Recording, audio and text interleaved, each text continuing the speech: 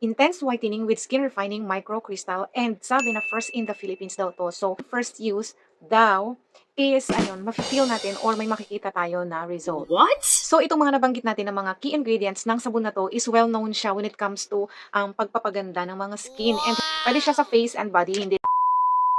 Hi! Welcome or welcome back to my channel with another video, and para sa video natin ngayong araw is another kakaibang sabon yung i-share ko sa inyo. Intense whitening with skin refining microcrystal, and sabi na first in the Philippines daw to. So, na-convince ako na i-try siya kasi syempre sa dinami-dami ng mga sabon na tinatry o nasubok na natin and gusto pa nating mga gamitin is eto daw yung kauna-unahang sabon na meron siyang microcrystal. Wow. And within first use daw is, ano yun, mafe-feel natin or may makikita tayo na result. What? Bago ko ipakita sa inyo, babanggitin ko muna itong mga key ingredients ng product na to. Meron siyang spicule extract, yun yung mga tusok-tusok pagka ginamit natin siya. So usually, nakikita or naririnig ko lang yun sa mga sa mga skincare, yung mga PDR and Chalalang, yung mga ganyan, mga zero shots na ginagamit sa face natin.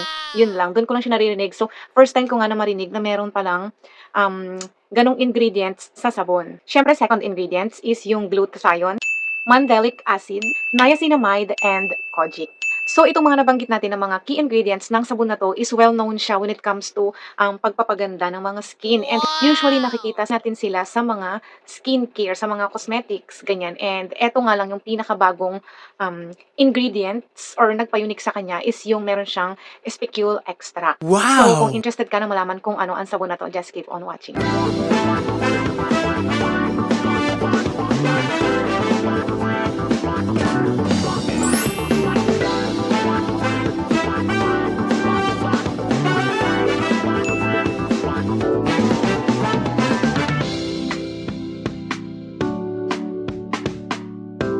So, eto na nga yung soap na tinutukoy ko. Huwag na nating patagalin kasi excited na rin talaga ako na gamitin ito. Eto po yung, ayan, tadan! Yung K-Glow Pore Erase Radiant Glow Serum Beauty Soap. Ayan. Meron siyang intense whitening with skin refining microcrystal. Ayan. Ito nga pala is 90 grams. Actually, dalawa ito. Yung variant niya, purple yung isa and pink. But upon asking kung alin ang mas better sa pagpapa-refine ng skin is sabi naman ng seller na same lang daw siya. Ang magkaiba lang is yung kanilang packaging. I don't know. Pero ang chinos ko is itong pink dahil nga mahilig tayo sa pink. Ayan. So, ganyan yung kanyang itsura. Ayan. Simple lang siya. Nasa pouch lang, di ba? Nakalagay dito yung mga ingredients niya, yung key ingredients. And dito naman sa likod is yung description ng product.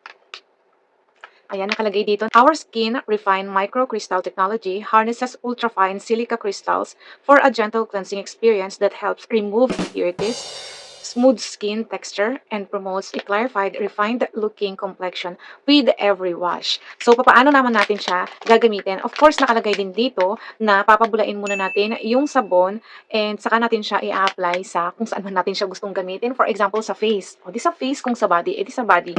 Pwede siya sa face and body, hindi lang siya sa dito lang sa face. And imamassage daw natin siya for 30 to 60 seconds. And pwede natin siyang gamitin ng 2 beses sa loob ng isang araw. So, di ba, pag naliligo tayo sa umaga and then mag-shower sa gabi or maliligo din sa gabi, ganon.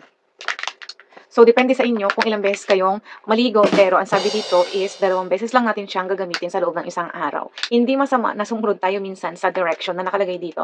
Para din ma-testing natin, ma-test out natin sa sarili natin. Diba? Nandito din yung kanyang, yung complete list of ingredients. Ayan, medyo maliliit lang. At yung, excuse me, kung saan natin siya pwedeng i-store. So, dito naman sa side na to is nakalagay naman yung kanyang mga claims. So, una, skin refining microcrystal formula.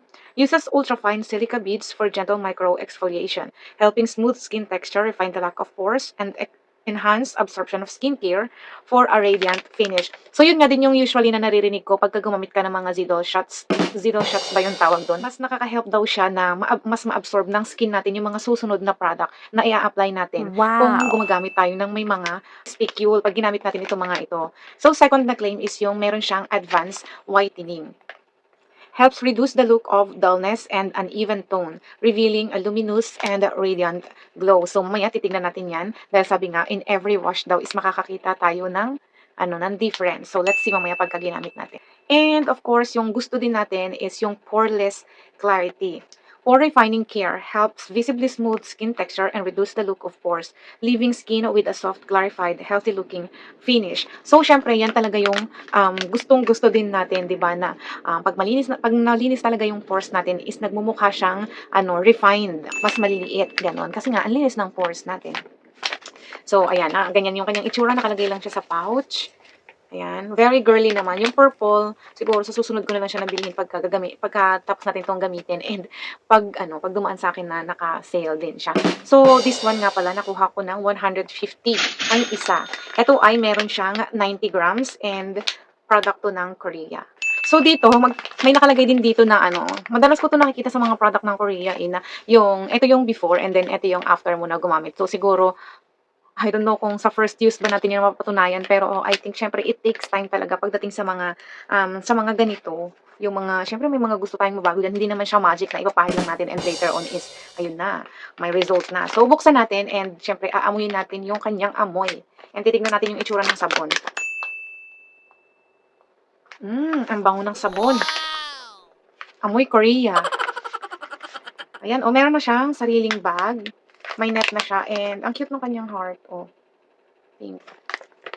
Tada! Ayan yung sabon. Ang bango ng sabon. May naaalala akong isang sabon dito sa kanyang amoy. Ayan may libre na rin siya na net. And dito sa soap, may nakalagay na K-Glow. Mamaya, pag naisip ko yung kanyang kamukha o kaamoy na soap dito sa atin, may isip ko siya. Sasabihin ko sa inyo. Ganyan yung kanyang yung kanyang shape. Yan nakikita niyo ba yung K-Glow? Siya, para siyang shape ng itlog, pero kalahati lang, di ba? Yan. Ang bango niya. Tapos, ang color nito is, siya, pinkish. Okay. Parang white kasi dun sa, sa camera natin. So, ang bango-bango niya. And, syempre, itatry natin to dito lang sa face. Hindi natin siya gagamitin for our body kasi meron tayong gagamitin dyang iba.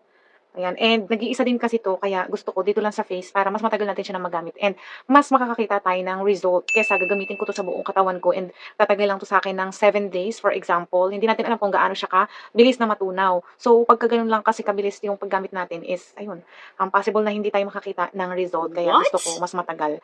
Kaya sa face na lang siya, sa isang sa isang area lang, 'di ba? Ayun, ang kaamoy nito is skin white ba? Skin white, yung na sabon, yung pink. Kaamoy niya. Ang bango. So, kung ready ka na i-test out natin 'to ngayon, let's go.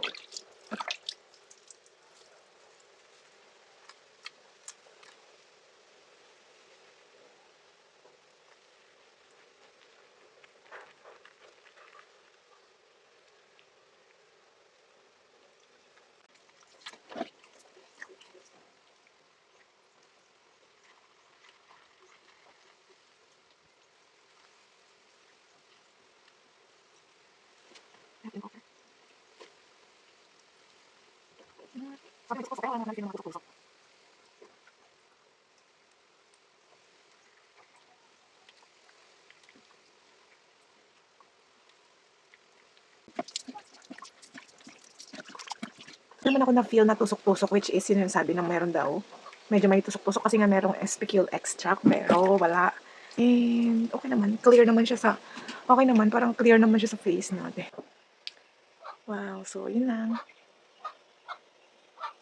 Maggagawa tayo ng update about dito after natin na maubos 'to siyempre para mas maganda and para mas madami akong, masabi sa inyo, mas detailed yung yung magiging experience ko dito sa sabon ng K-Glow Pore Erase Radiant Glow. May erase nga ba talaga yung pores natin or ayun. So yun lang, kung isa ka na sa user ng product ng K-Glow Pore Erase, you can comment down below your experience. And siyempre, kung gusto mo din naman na i-try itong sabon na 'to, sasabayan mo ako sa pag-try nito. Ayan, lalagay ko yung link niya diyan sa ating description box. Stay beautiful and kita-kits on our next video. Bye-bye!